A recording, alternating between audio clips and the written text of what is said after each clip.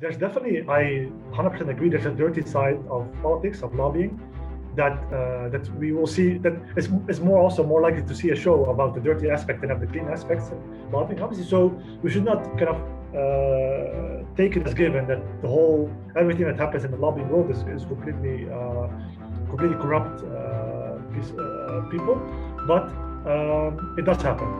And so I take your point, yes. As I said before, there's different methods of lobbying. Some are clean, some are not clean.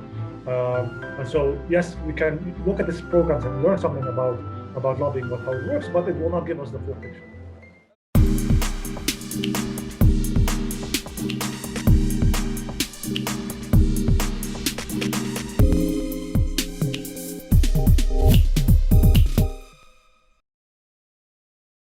Thank you for watching this video.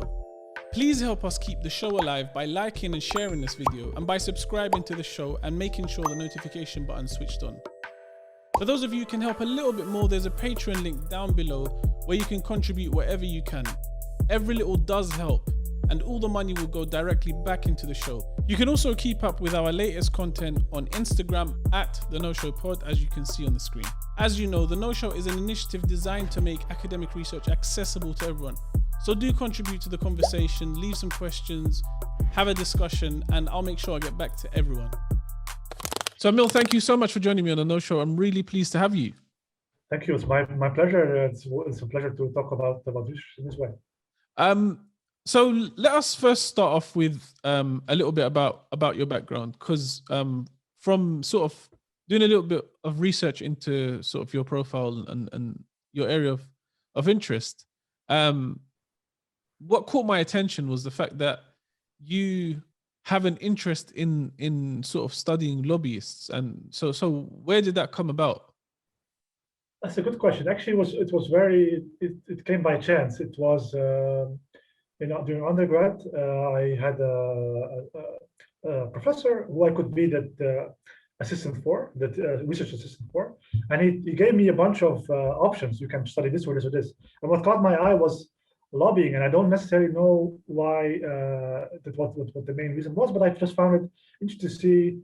I didn't expect you could really study this from a theoretical perspective and so forth. So I had a natural interest in how this works. And so, I mean, let's rewind a little bit before that. So what was sort of growing up? What were your sort of interests, whether they were academic or non-academic? I think my main interests were more into politics from starting the end of high school. In the Netherlands, there was a big shock when a politician called Pim Fortuyn was murdered on the street, and it became one of the things that made me very interested in all these talk shows and read about and listen to people talk about politics and talk about how they understand it. And that's kind of how it came about. And I found out later on that I also have kind of this interest in studying also from the perspective of economics and using the methods that economists usually use to combine the two, understanding to further understanding of politics with a kind of economic flavor. And on that sort of note, on that thread, I from speaking to you before the recording, you use quite a lot of game theory in your research. Now, could you explain just very sort of simply to our audience why you would use game theory in your research?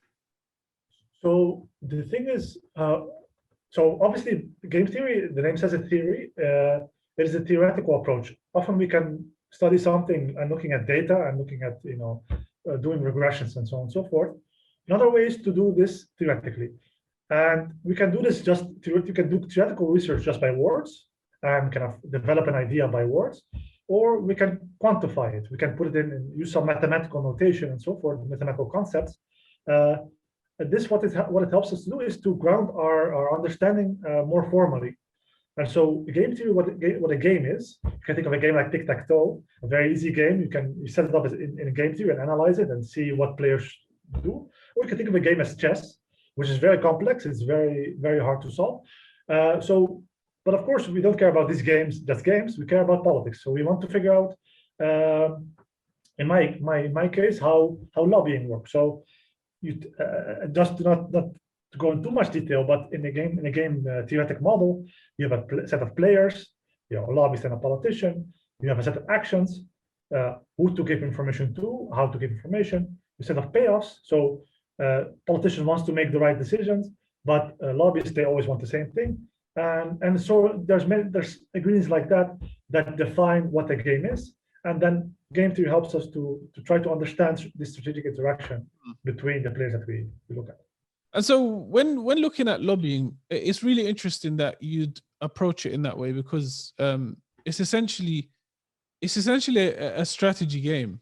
You're basically, as a lobbyist, you have your own agendas that you're trying to fulfill, and you need to move the legislator, politicians to sort of, fulfill your interests. So when looking at lobbyists, what kind of strategies do they use? It's a good question. So in general, the literature, what it agrees about, I mean, there's so many different approaches, obviously, but in general, the three main approaches that lobbyists use. One is just a quid pro quo, like they give money to a legislator and just to bribe them, to pay them off, to get something from them. And of course, this is not necessarily the best way the most appealing way to lobby, from the perspective of the public. Another way is to say, look, what the lobbyist does is that they know the legislators are very overworked. They have so many policies to make, so many votes to make. And so what they do is they provide a sort of a subsidy. They provide resources to this legislator to do what they want themselves, to help legislators achieve their own goals.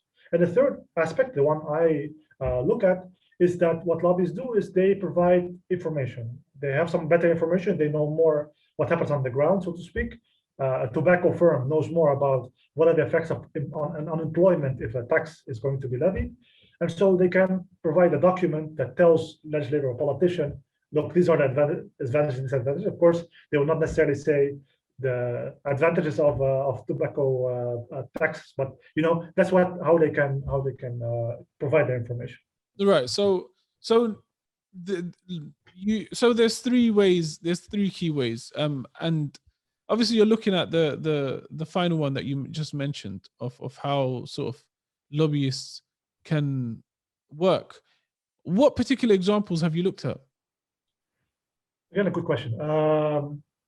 So in a tobacco, again, I have an example of tobacco lobbying, is where we have really two main, this actually happened in the Netherlands. We have two main groups that are facing each other, right? We have on the one hand, tobacco firms such as Philip Morris, right? They produce cigarettes and so on and so forth. And you have more like health professionals, health sector that's really hammered down this, okay, there's this adverse effects on people's health if they smoke.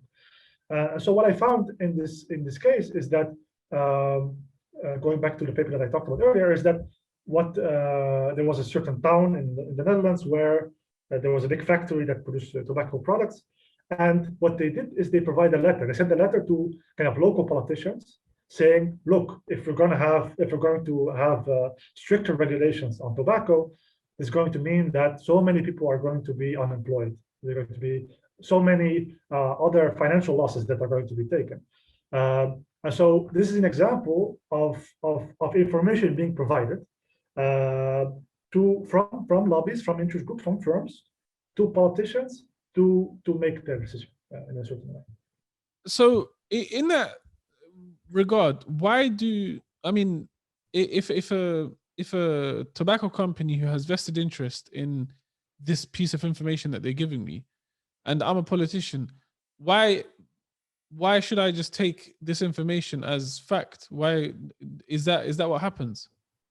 So, of course, what is fact and what is not fact in the age of fake news is a very difficult thing as well to analyze. But I think they should not also take anything as fact.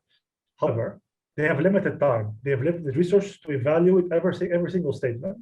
So they will kind of, they might not necessarily believe that's fact, but it does change their beliefs. It does change kind of how they think about things.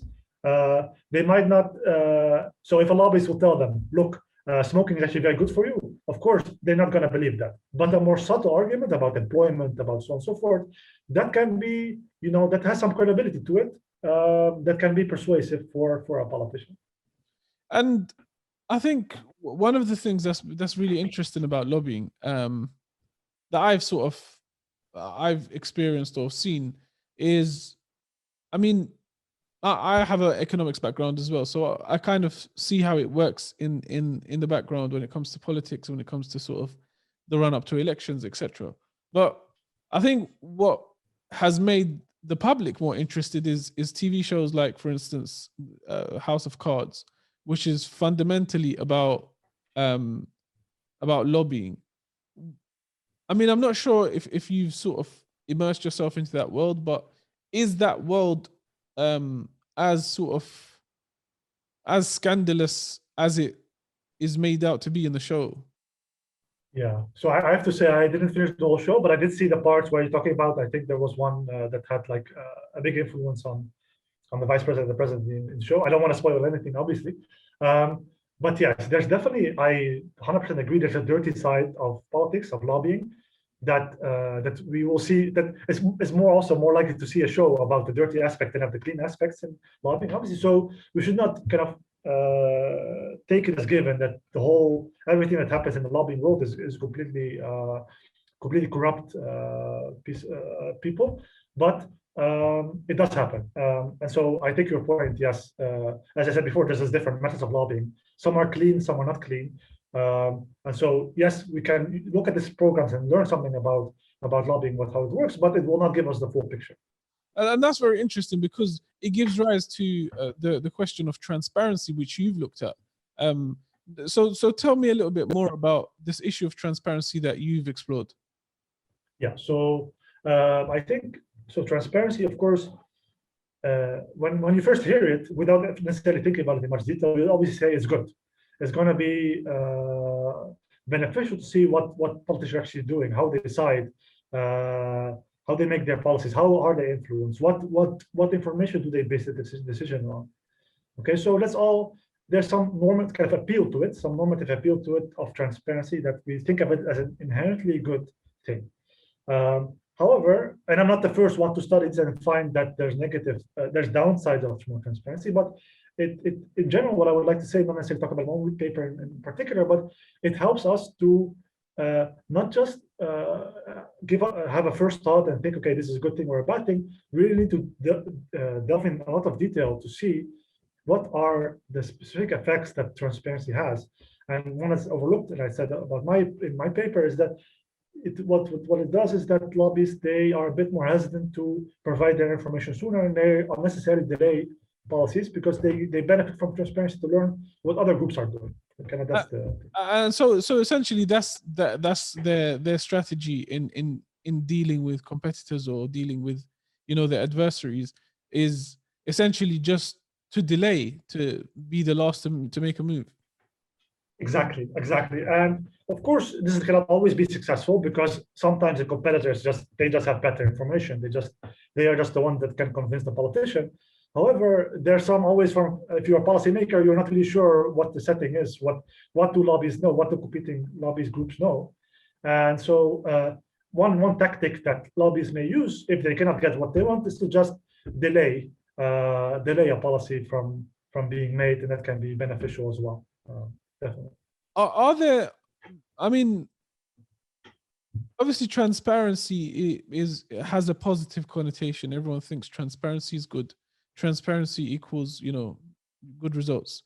But obviously now you're mentioning that there are drawbacks to transparency. Are there any other drawbacks that you've encountered?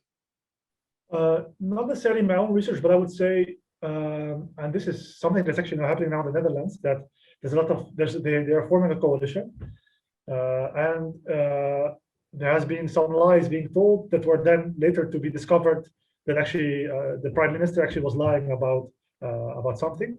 But what is the drawback? So that's again a good thing of transparency. We see that some people are lying about some stuff. However, a drawback of transparency in other models, in other game theory models, is that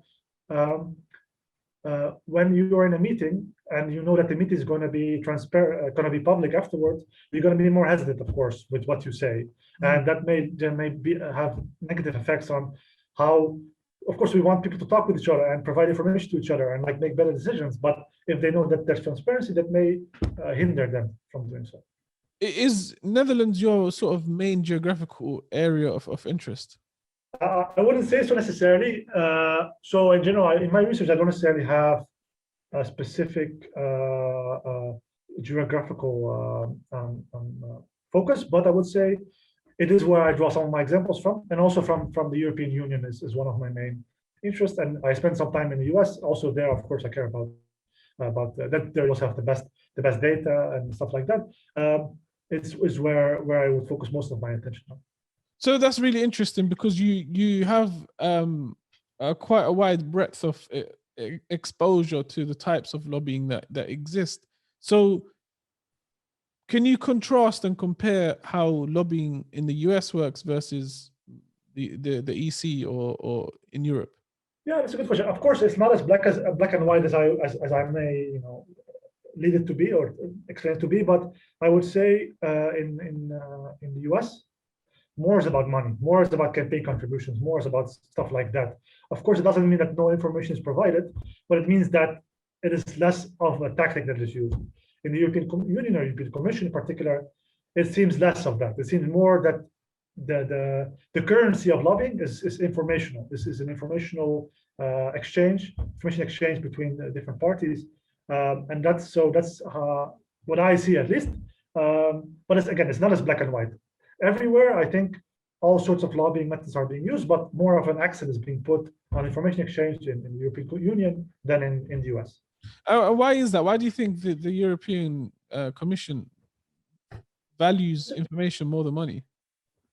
That's a very good question. I think what helps is that I don't know. That's actually a good question. I'm also still in the process of studying this more in detail. My first hunch would be to say, look, just also it's path dependence, meaning the history is such.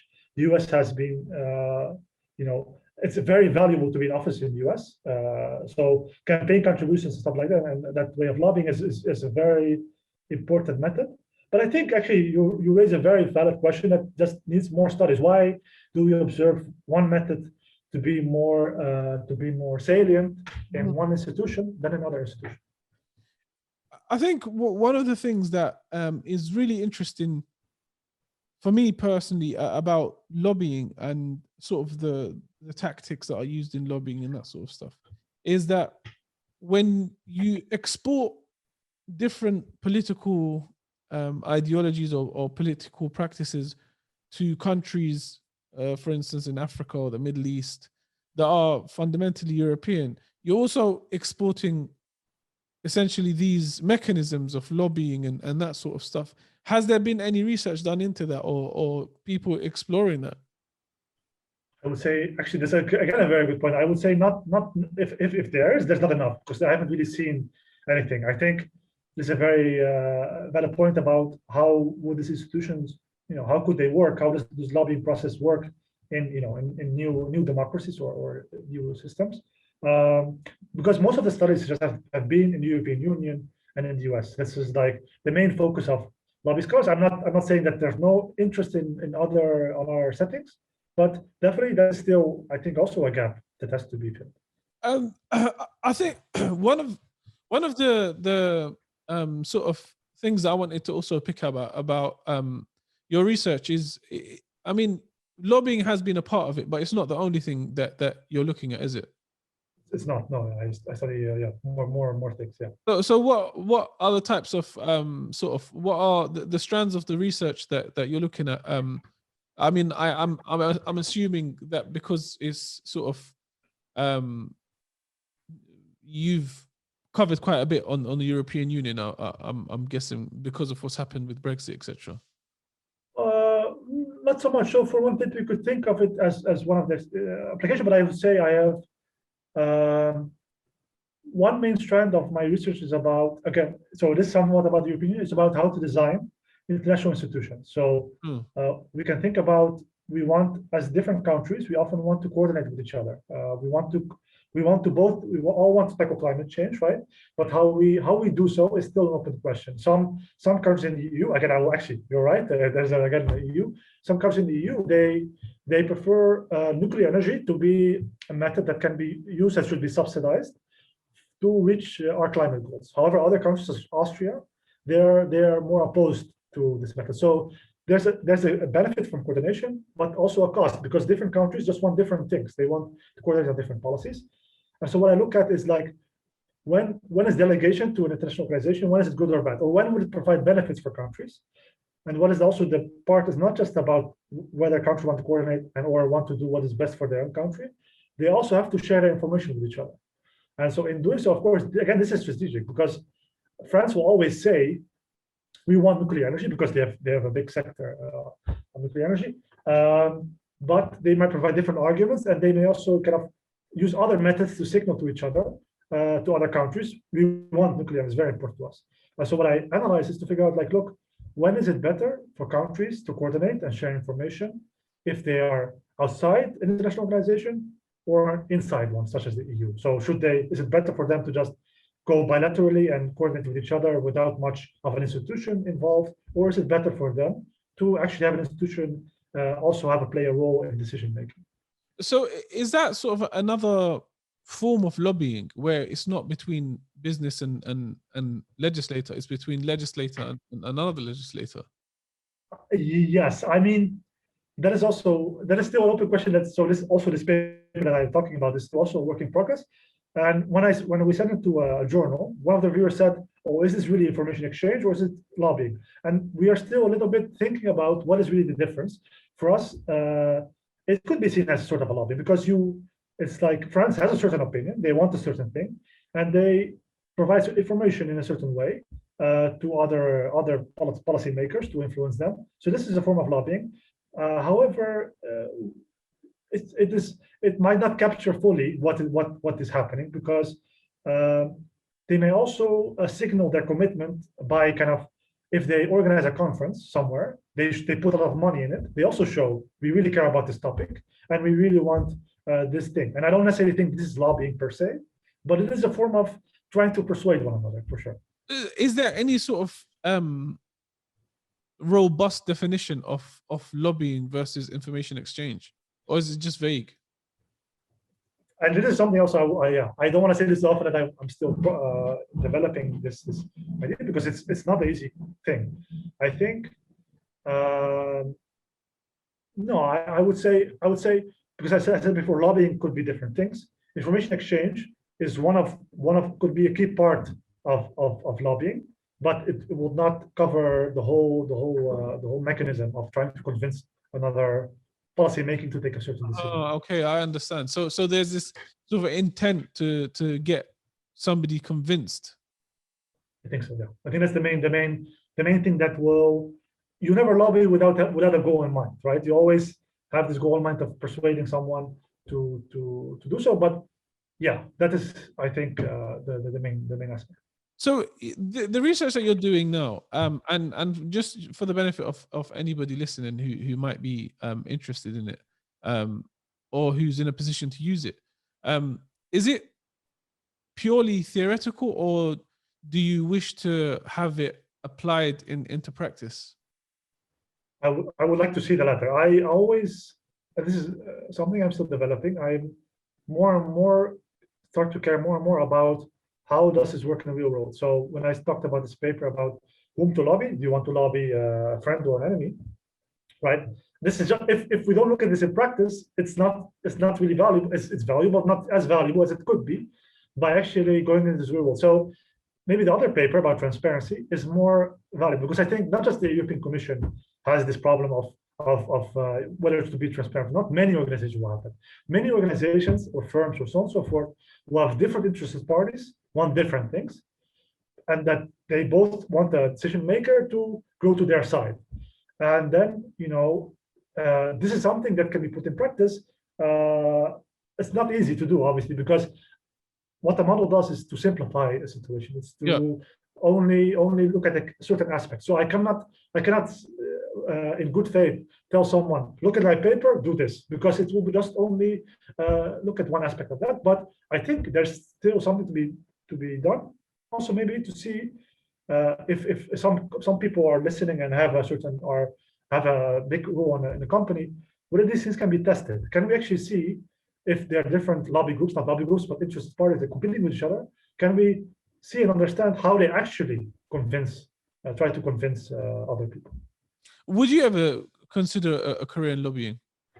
I would consider it, but I think my main goal is to still go into academia. That's my main interest. I care about research. I care about understanding the world around us. It sounds very broad, but understanding politics, understanding how lobbying works.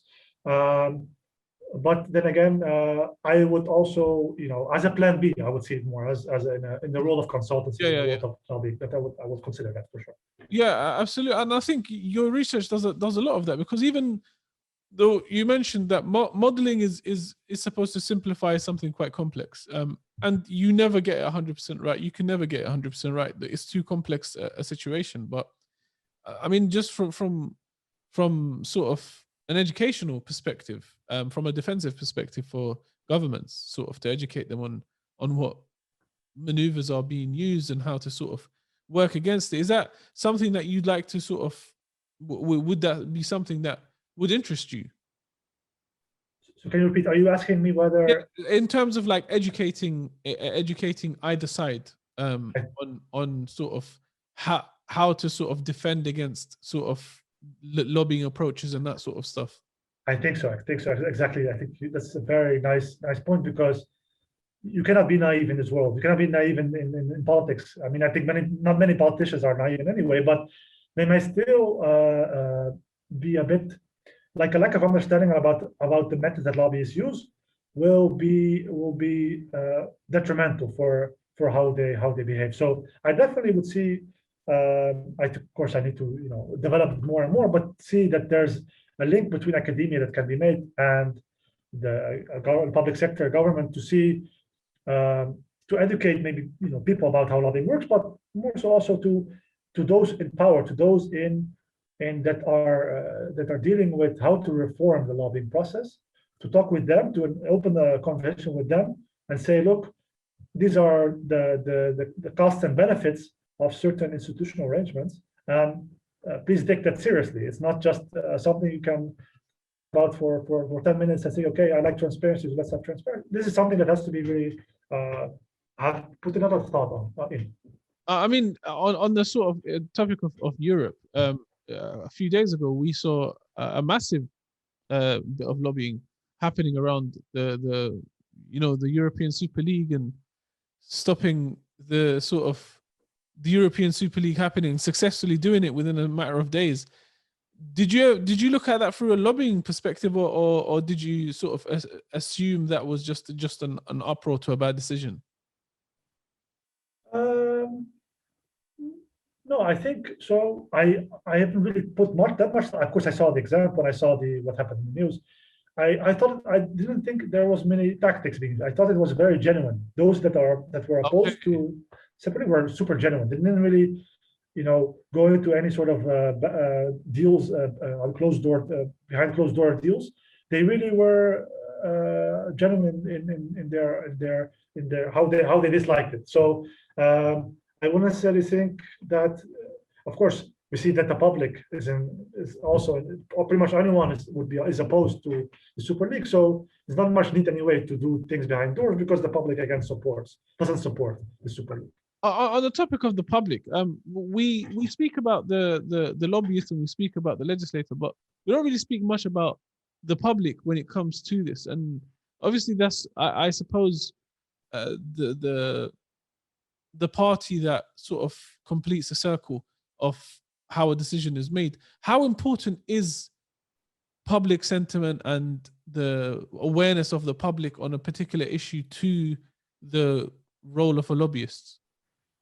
I think it depends. I think for many salient topics, it is hard to go against the public. But again, also it depends on how accountable is a politician, right? How much does the public really influence what happens to the politician, right? If there are close elections coming up soon, of course, the public will have a bigger role, but otherwise.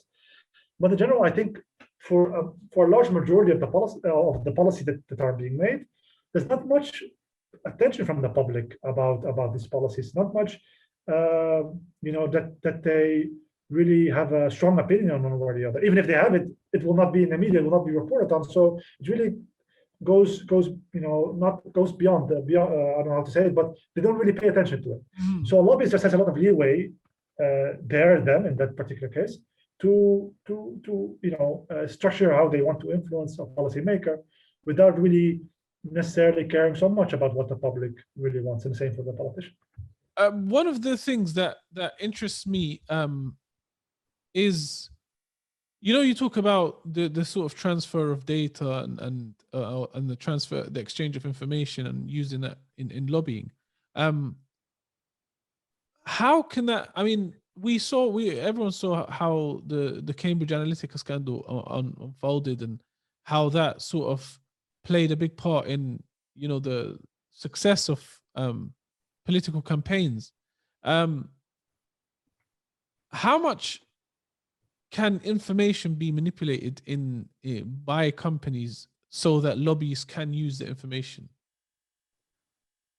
Yeah, I think it definitely happens. I think I mean, because the thing, like for me, the case that stood out most is I read quite a lot into Cambridge Analytica and sort of the details of how things were being manipulated, and essentially there was how it worked was it was much like how propaganda works and public relations works. It worked in the 50s and the 40s, in that essentially somebody comes up to Cambridge Analytica and says to them, "This is the outcome that we're looking for. Get us the data, or help us achieve this outcome." So seeing this happen and seeing how effective it was, Trump being successful, the Brexit being successful, and they all use the services of Cambridge Analytica, it just sort of offers the question: how much information can be manipulated, and if that's the case, then is it can we ever defend against it? So I would say there that it cannot look, when it happens, you only will figure it out after it becomes bad. So you definitely cannot really prevent it in that sense, as well as you want to. I mean, I would say, probably a very logical one is just this data has to be vetted more and more and more by independent sources. So maybe there's a role for the British government, for the European Union, to have really strong independent institutions that verify whatever is being said. However, still things can be manipulated. But I would say, politicians have to be cautious. And what also happens, those who manipulate they have a kind of a cost in the future of, like, okay, they might get what they want now, and actually that may already be enough for them. But in the future, of course, they lose access to politicians because they know they've been outed more or less to be liars. So these are some things, but I agree with you. I mean, it's not something that we can really prevent 100%. There's always going to be manipulation of information, and but not always. But there's always groups that do that. We don't know which ones are the legitimate ones and which ones are not. So. Moving forward, what sort of strands of research would you like to explore a bit more? Yeah, so I in the beginning of my kind of academia, I was more and more interested in just understanding strategic behavior, understanding how lobbying works, understanding how countries exchange information, and so on and so forth. Now I'm more and more in the future, what I want to put emphasis on is how, given that knowledge about how parties interact strategically, how can we influence them? How can we set up the institutions in such a way that we get the best outcomes for the general public, and so on and so forth. So transparency is one aspect. You can think of many other design choices like voting rules, setting up independent parties to verify information. All these type of things I want to, go in much more detail on, because also, like I think you said before, it would be nice to actually see something about real world institutions and the choices that they could or should make in designing their structure. Yeah, absolutely. I think that's a really interesting sort of avenue to go down, because it does benefit the public, and ultimately, research is supposed to enrich society. So I think that's fantastic, and I think in general your research is really, really eye-opening, because lobbying is really such a shady world, or is portrayed to be a shady world. Yes. And so when we see research that says actually no, there's clean lobbying and there's different types of it, it informs us a lot more. Where can people find you online or sort of interact with you? So yeah, sure. I am on Twitter on my first and last name. You always find me easily, and also www.myname.com. You'll also be able to find it. And of course, you can if you just Google me, you'll easily find me on either my personal webpage, or I'm affiliated with the London School of Economics and Political Science. You will find my email there as well, and I'm more than happy to hear any sort of comments or feedback or questions, so on and so forth. What advice would you give to anyone that wants to sort of explore the concept or idea of lobbying? That's a good question. Go with it in an open mind, in the sense that you will have a lot of preconceived notions about lobbying being just a bad thing and being a corrupt endeavor.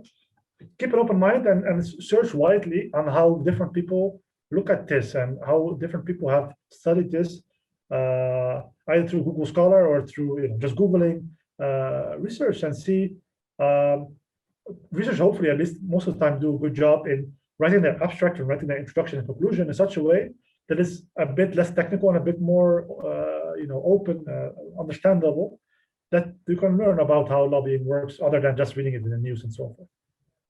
Excellent. Emiel, I really enjoyed speaking to you, and I hope to have you on sometime soon when you've developed your other avenues of research. So thank you so much for joining me. It was my absolute pleasure. I'm looking forward to definitely the next time we'll keep in touch, and hopefully we'll have more to talk about the next day. Excellent. Thank you for watching this video. Please help us keep the show alive by liking and sharing this video, and by subscribing to the show and making sure the notification button is switched on. For those of you who can help a little bit more, there's a Patreon link down below where you can contribute whatever you can.